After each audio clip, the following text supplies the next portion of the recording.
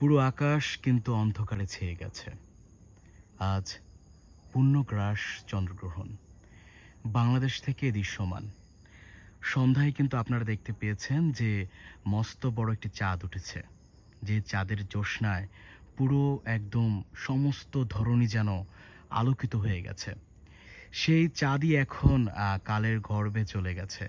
পূর্ণগ্রাস চন্দ্রগ্রহণ আজ। আর এই পূর্ণগ্রাস চন্দ্রগ্রহণে এখন থেকে রাত ৯টা থেকে আ রাত দুপুর ২টা পর্যন্ত এটা থাকবে। আ এই যে চন্দ্রগ্রহণ এবং পুরো আকাশ বাতাস যেন থমকে গেছে। আ পাখিরা ডাকছে না, কুকুরগুলো অনেক চেঁচামেচি করছে। এই যে একটা গম্ভীর পরিবেশ তৈরি হয়েছে, গম্ভীর পরিবেশ তৈরি হয়েছে।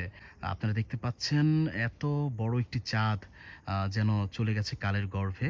আ আসলে এই যে চাঁদ এবং আমাদের পৃথিবী, এই পৃথিবী আর চাঁদ আজ একই কক্ষপথে বিরাজমান। তাই আজ এই পূর্ণগ্রাস চন্দ্রগ্রহণ হচ্ছে। আর বাংলাদেশ থেকে কিন্তু সবসময় এই পূর্ণগ্রাস চন্দ্রগ্রহণ সবসময় দেখা যেত না।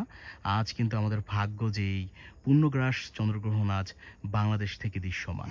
যারা এখনো এই পূর্ণগ্রাস চন্দ্রগ্রহণ কখনো দেখতে পাননি, কখনো দেখেননি, তারা কিন্তু আ দেখতে পারেন।